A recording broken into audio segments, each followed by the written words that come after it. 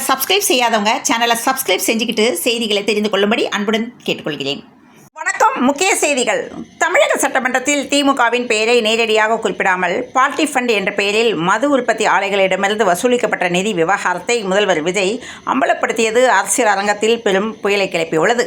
அதிகாரிகளின் ஆலோசனையின்படி இந்த விவகாரத்தில் அடுத்த கட்ட சட்ட நடவடிக்கைகளை மேற்கொள்வது குறித்து தமிழக அரசின் தலைமை வழக்கறிஞருடன் விவாதிக்க முதல்வர் விஜய் முடிவு செய்துள்ளார். உச்சநீதிமன்றத்தில் இந்த இடைக்கால தடையை நீக்க கோரி தாவேக அரசு மனு தாக்கல் செய்து அதற்கு நீதிமன்றம் அனுமதி அளிக்கும் பட்சத்தில் அமலாக்கத்துறையின் விசாரணை பாசம் மீண்டும் டாஸ்மாக் மீது பாயும். அவ்வாறு விசாரணை மீண்டும் தீவிரமடைந்தால் பார்ட்டி ஃபண்ட் முறைகேடு விவகாரத்தில் திமுகவின் முக்கிய புள்ளிகள் மற்றும் முன்னாள் அமைச்சர்கள் பலரும் சிக்குவார்கள் என்பதால் மதுவிலக்கு ஆயத்தீர்வை துறை வட்டாரங்களிலும் தமிழக அரசியல் களத்திலும் தற்போது பெரும் பரபரப்பு தொற்றிக் கொண்டுள்ளது.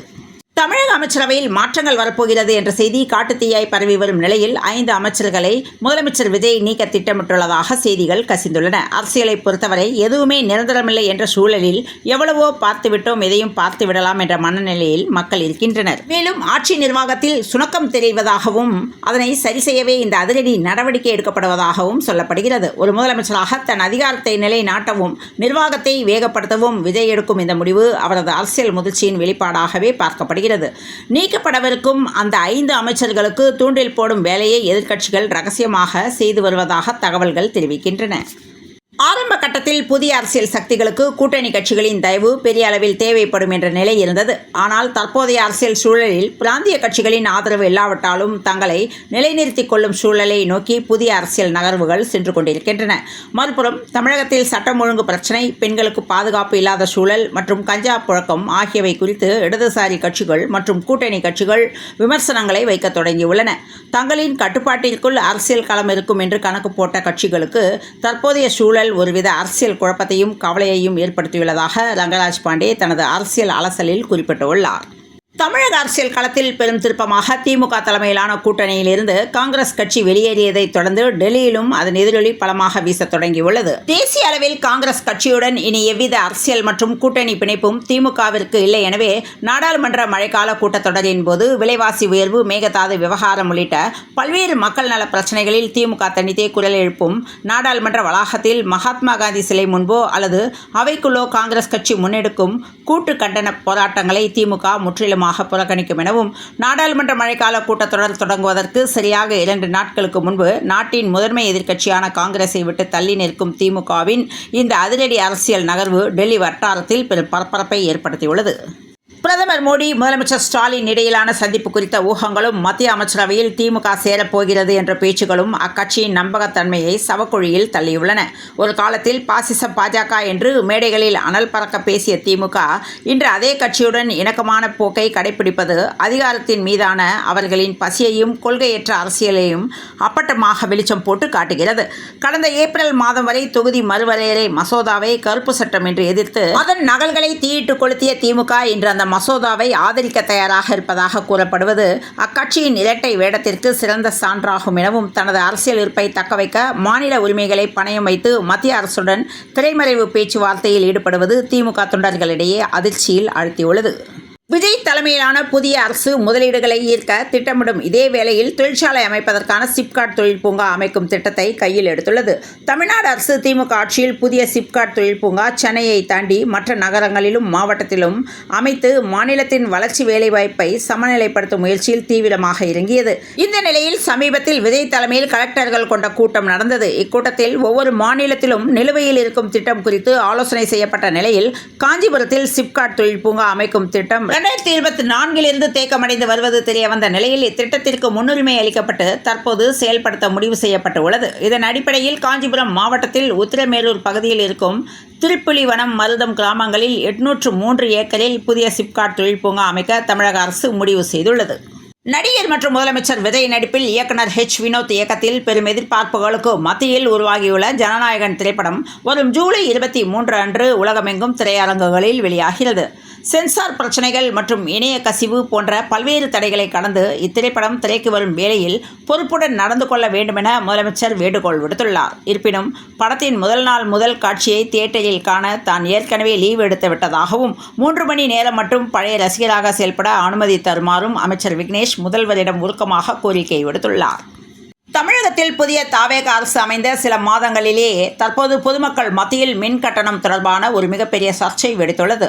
தமிழகத்தின் பல்வேறு பகுதிகளில் நுகர்வோருக்கு வழக்கத்தை விட மிக அதிக அளவிலும் அநியாயமான முறையிலும் மின் கட்டணம் விதிக்கப்பட்டுள்ளதாக தாவேக அரசு மீது மக்கள் அடுக்கடுக்கான குற்றச்சாட்டுகளை சுமத்தி வருகின்றனர். புதிய அரசு பொறுப்பேற்றுள்ள வேளையில் எழுந்துள்ள இந்த மின் கட்டண பிரச்சினைக்கு தாவேக அரசு உடனடியாக தீர்வு கண்டு பாதிக்கப்பட்ட மக்களுக்கு கூடுதல் கட்டணத்திலிருந்து நிவாரணம் வழங்க வேண்டும் என்பதே ஒட்டுமொத்த தமிழக மக்களின் எதிர்பார்ப்பாக உள்ளது. மகாராஷ்டிரா மாநிலம் நாசிக்கின் வைஷ்ணவி அவாரே வயது 21 இளம்பெண் அவரது முன்னாள் லிவின் பார்ட்னரான சாஹில் லஹாரே என்பவரால் கத்தியால் குத்தி கொடூரமாக கொலை செய்யப்பட்டுள்ளார். இச்சம்பவம் நடந்த சில மணி நேரங்களிலேயே கொலையாளி சாஹிலும் அப்பகுதியில் உள்ள மரத்தில் தூக்கிட்டு தற்கொலை செய்து கொண்டதாக போலீசார் தெரிவித்துள்ளனர். இந்த கொடூர கொலைக்கு காரணம் வைஷ்ணவி வேறொரு நபரை திருமணம் செய்ய தயாராக இருந்ததுதான் என முதற்கட்ட விசாரணையில் தெரிய வந்துள்ளது. கொல்லப்பட்ட வைஷ்ணவியும் கொலையாளி சாஹிலும் காதலித்து ஒரே வீட்டில் ஒன்றாக வாழ்ந்து வந்துள்ளனர். ஆனால் சில கருத்து வேறுபாடுகளால் இருவரும் பிரிந்தனர். அதன் பின்னர் வேலை தேடுவதற்காக வைஷ்ணவி நாசிக் நகருக்கு வந்து இந்திரா நகரில் உள்ள பெண்கள் விடுதி ஒன்றில் தங்கி வந்துள்ளார். இதற்கிடையில் வைஷ்ணவிக்கு அவரது பெற்றோர் வேறொரு இளைஞருடன் திருமணம் நிச்சயம் செய்துள்ளார். இந்த விஷயம் சாஹிலுக்கு தெரிய வந்ததும் அவர் கடும் ஆத்திரமடைந்துள்ளார். கடந்த வெள்ளிக்கிழமை அன்று இரவு வைஷ்ணவியை சந்தித்து பேசுவதற்காக சாஹில் அவரது விடுதிக்கு வந்துள்ளார். அப்போது இருவருக்குள்ளும் கடுமையான வாக்குவாதம் ஏற்பட்டுள்ளது. ஆபத்தை உணர்ந்த வைஷ்ணவி உடனடியாக தனது வருங்கால கணவருக்கு போன் செய்து சாஹில் இங்குதான் இருக்கிறான், சீக்கிரம் வா என்று பதற்றத்துடன் கூறிவிட்டு போனை கட் செய்யாமல் வைத்துள்ளார். வேலை செய்து கொண்டிருந்த அந்த இளைஞர் பதறி அடித்துக் கொண்டு சம்பவ இடத்திற்கு ஓடி வந்துள்ளார். வரும் வழியிலும் போன் ஆன்லைனிலேயே இருந்ததால் அவர்கள் இருவரும் சுமார் 30 நிமிடங்கள் பயங்கரமாக சண்டையிட்டுக் கொண்டதை அந்த இளைஞர் கேட்டுக்கொண்டே வந்துள்ளார். திடீரென சண்டையின் உச்சகட்டமாக சாஹுல் மறைத்து வைத்திருந்த கத்தியால் வைஷ்ணவியை சரமாரியாக குத்தியுள்ளார். வைஷ்ணவின் அலறல் சத்தம் போனில் கேட்டுக்கொண்டிருக்கும் போதே சாஹுல் அந்த இளைஞரிடம் வைஷு முடிந்துவிட்டால் என்று கூறிவிட்டு மோட்டார் சைக்கிளில் அங்கிருந்து தப்பி ஓடியுள்ளார். சம்பவ இடத்திற்கு வந்த வருங்கால கணவர் மற்றும் அப்பகுதி மக்கள் ரத்த வெள்ளத்தில் கிடந்த வைஷ்ணவியை மீட்டு மருத்துவமனைக்கு கொண்டு சென்றனர். ஆனால் அவர் ஏற்கனவே இறந்துவிட்டதாக மருத்துவர்கள் தெரிவித்துள்ளனர். இதற்கிடையில் சனிக்கிழமை அதிகாலை அந்த பகுதியில் உள்ள மரத்தில் சாஹுல் பிணமாக தூக்கில் தொங்குவது கண்டுபிடிக்கப்பட்டது. இச்சம்பவம் குறித்து வைஷ்ணவியின் வருங்கால கணவர் அளித்த புகாரின் பேரில் போலீசார் வழக்கு பதிவு செய்து விசாரித்து வருகின்றனர். மருத்துவ படிப்புக்காக அக்காவிடம் வாங்கிய ரூபாய் 5 லட்சம் பணத்தை திரும்ப கேட்டதால் அக்கா மகளுக்கு ஆபாச புகைப்படங்களை அனுப்பி கொலை மிரட்டல் விடுவித்த அரசு ஆரம்ப சுகாதார நிலைய மருத்துவர் தஞ்சாவூரில் வைத்து சென்னை போலீசாரால் அதிரடியாக கைது செய்யப்பட்டுள்ளார். இச்சம்பவம் பெரும் பரபரப்பை ஏற்படுத்தியுள்ளது. சென்னை தேனாம்பேட்டை பகுதியைச் சேர்ந்த பெண் ஒருவர் காவல் நிலையத்தில் பரபரப்பு புகார் மனு ஒன்றை அளித்துள்ளார். அதில் தனது சகோதரரான செல்வவேல் என்பவரின் மருத்துவ படிப்பு செலவிற்காக ரூபாய் 5 லட்சம் நிதியுதவி செய்ததாக குறிப்பிட்டுள்ளார். செல்வவேல் படித்து முடித்து மருத்துவரானதும் தனது மகளை திருமணம் செய்து கொள்வதாக கொடுத்த வாக்குறுதியின் அடிப்படையிலே அந்த பணத்தை கொடுத்ததாக அவர் தனது புகாரில் தெரிவித்துள்ளார். ஆனால் மருத்துவ படிப்பை வெற்றிகரமாக முடித்து டாக்டரான செல்வவேல் தான் கொடுத்த வாக்குறுதியை முற்றிலுமாக மீறியுள்ளார். இதனால் ஏமாற்றமடைந்த அக்கா தான் கொடுத்த ரூபாய் 5 லட்சம் பணத்தையாவது திரும்பத் தருமாறு தொடர்ந்து வலியுறுத்தி வந்துள்ளார். பணத்தை தராமல் காலம் கடத்தி வந்த செல்வவேல் ஒரு கட்டத்தில் அக்கா மகளின் செல்போன் எண்ணிற்கு ஆபாச புகைப்படங்களையும் அவதூறான குறுஞ்செய்திகளையும் அனுப்பி நாகரிகமாக நடந்து கொண்டுள்ளார். மேலும் வாட்ஸ்அப் வீடியோ கால் மூலமாக தாய் மற்றும் மகள் இருவரிடமும் தகாத முறையில் பேசி கொலை மிரட்டலும் விடுத்துள்ளார். மகளின் புகைப்படத்தை ஆபாசமாக சித்தரித்து சமூக வலைதளங்களில் வெளியிட்டு விடுவேன் என செல்வவேல் மிரட்டியதால் அதிர்ச்சியடைந்த தாய் போலீசாரை நாடியுள்ளார். இதுகுறித்து போலீசார் வழக்கு பதிவு செய்து தனிப்படை அமைத்து தேடி வந்தனர். விசாரணையில் 40 வயதான செல்வவேல் சமீபத்தில் தான் அரசு மருத்துவராக பணி நியமனம் பெற்று மருங்குளம் அரசு ஆரம்ப சுகாதார நிலையத்தில் பணியாற்றி வந்தது தெரிய வந்தது. இதையடுத்து தஞ்சைக்கு விரைந்த தனிப்படை போலீசார் அவரை அதிரடியாக கைது செய்து சென்னைக்கு அழைத்து வந்தனர். விசாரணையில் இவர் மீது ஏற்கனவே தஞ்சை காவல் நிலையத்தில் ஒரு குற்ற வழக்கு இருப்பதும் வெளிச்சத்திற்கு வந்துள்ளது. அமெரிக்க நாடாளுமன்றத்தில் விரைவில் புதிய வரி மசோதா ஒன்று அமலாக உள்ள சூழலில் உலக நாடுகளுக்கு அதிர்ச்சி அளிக்கும் பல்வேறு அதிரடி அறிவிப்புகளை அதிபர் டொனால்ட் ட்ரம்ப் வெளியிட்டு வருகிறார். பி த லீடர்ஸ் இயக்கத்தின் முதன்மை ஆலோசகர் அண்ணாமலை திருப்பூரில் உள்ள விவேகானந்தா வித்யாலயா மெட்ரிக் மேல்நிலைப் பள்ளிக்கு சென்ற நிகழ்வு அவருக்கும் ராஷ்டிரிய சுயம் சேவக் சங்கத்திற்கும் இடையே உள்ளதாக கருதப்படும் தொடர்புகள் குறித்து விவாதங்களை மீண்டும் கிளப்பியுள்ளது. அண்ணாமலைக்கும் எங்களுக்கும் தொடர்பில்லை என பாஜக RSS பின்னணி குற்றச்சாட்டுகளுக்கு மறுப்பு தெரிவித்துள்ளது. தற்போதைய வாழ்க்கை முறையில் இதய நோய், நீரிழிவு, உடல் பருமன் உள்ளிட்ட பல்வேறு உடல்நல பிரச்சனைகள் அதிகரித்து வரும் நிலையில் ஆரோக்கியமான உணவுகளை தேர்வு செய்வதில் மக்கள் அதிக கவனம் செலுத்தி வருகின்றனர். குறிப்பாக இடைவேளையில் சாப்பிடும் நொறுக்கு தீனிகளை ஆரோக்கியமான மாற்றுகளால் மாற்ற வேண்டும் என்று மருத்துவர்கள் தொடர்ந்து வலியுறுத்தி வருகின்றனர். அந்த வகையில் எளிதில் கிடைக்கக்கூடியதும் பல்வேறு ஊட்டச்சத்துக்கள் நிறைந்ததுமான உப்பு கடலை சிறந்த ஸ்நாக்ஸாக கருதப்படுகிறது. அடிக்கடி இந்த ஸ்நாக்ஸ் சாப்பிடுவதால் புற்றுநோய் அபாயத்தை கூட குறைக்க உதவும் என்று மருத்துவர் விளக்கமளித்துள்ளார்.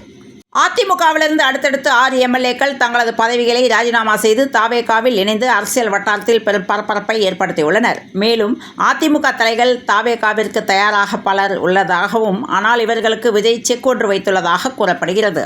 ஹைதராபாத், தெலுங்கானாவில் 25 வயது நிரம்பிய சாப்ட்வேர் பெண் இன்ஜினியர் இரவில் ஆடைகள் ஏதுமின்றி ஓடி சென்று கோவில் குளத்தில் விழுந்துள்ளார். நிர்வாணமாக ஓடி கோவில் குளத்தில் விழுந்த சாப்ட்வேர் பெண் இன்ஜினியர் தண்ணீரில் மூழ்கி பலியாகியுள்ளார். விசாரணையில் இவருக்கு மன உளைச்சல் இருந்ததாக தெரிய வந்துள்ளது. தேர்தல் தோல்விக்கு விடையளிக்கும் விதமாக கட்சியின் முழு அதிகாரத்தையும் இளைய தலைமுறையினரிடம் ஒப்படைக்க மு.க. ஸ்டாலின் முடிவு செய்துள்ளதாக கூறப்படுகிறது. அதன்படி உதயநிதி ஸ்டாலினிடம் திமுகவின் செயல் தலைவர் அல்லது அதற்கு இணையான போன்ற முதன்மையான பொறுப்பை வழங்கி மாநில அளவிலான கட்சி பணிகளை முழுமையாக அவரது கட்டுப்பாட்டில் கொண்டுவர திட்டமிடப்பட்டுள்ளது. தருமபுரி மாவட்ட ஆட்சியர் அலுவலக வளாகத்தில் அமைந்துள்ள இந்தியன் வங்கி ஊரக சுய வேலைவாய்ப்பு பயிற்சி நிறுவனத்தில் சுயதொழில் தொடங்க ஆர்வமுள்ள இளைஞர்களுக்கு அரசு சான்றிதழுடன் கூடிய தொழில் முனைவோருக்கான பயிற்சி இலவசமாக அளிக்கப்படுகிறது. தமிழக வெற்றிக் கழகத்தின் ஆட்சியை கவிழ்க்க குதிரை பேரம் நடத்தப்பட்டதாக கூறப்படும் விவகாரத்தில் மேலும் 2 மூத்த பத்திரிகையாளர்களை கைது செய்ய திட்டமிடப்பட்டு வருவதாக அரசியல் விமர்சகர் மாரிதாஸ் பரபரப்பு குற்றச்சாட்டை முன்வைத்துள்ளார். கடலூர் மாவட்டம் வடலூர் மற்றும் மயிலாடுதுறை மாவட்டம் தரங்கம்பாடி ஆகிய பகுதிகளில் தாவேக அரசின் உணவு மற்றும் உணவுப் பொருள் வழங்கல் துறை அமைச்சர் வெங்கட்ரமணன் இன்று கள ஆய்வுகளை மேற்கொண்டார். அப்போது விவசாயிகளிடம் லஞ்சம் வாங்கிய நெல் கொள்முதல் நிலைய அதிகாரிகளை அமைச்சர் ஸ்பாட்டிலேயே சஸ்பெண்ட் செய்ய பரிந்துரைத்த சம்பவம் அரசு வட்டாரங்களில் பெரும் பரப்பரப்பை ஏற்படுத்தியுள்ளது. தமிழக முதல்வராக விஜய் பதவியேற்றுள்ள நிலையில் கைலாசா நாட்டு பிரதிநிதிகள் சென்னை தலைமை செயலகத்திற்கு வந்து அமைச்சர்களை சந்தித்ததாக நித்யானந்தா கூறியுள்ளார். மேலும் அமைச்சர்கள் ஸ்ரீநாத், லோகேஷ், வன்னியரசு ஆகியோரையும் சந்தித்தது தொடர்பான புகைப்படங்களையும் நித்யானந்தா பகிர்ந்துள்ளார். தூதரக ரீதியிலான சந்திப்பை மேற்கொண்டதாக கூறிய நிலையில் இது உண்மையில்லை என தலைமை செயலகம் விளக்கமளித்துள்ளது. தமிழகம் மற்றும் புதுவையில் கடந்த 24 மணி நேரத்தில் அதிகபட்ச வெப்பநிலை ஓரிரு இடங்களில் 2 முதல் 4 டிகிரி செல்சியஸ் வரை அதிகரித்துள்ளதாக சென்னை வானிலை ஆய்வு மையம் தெரிவித்துள்ளது.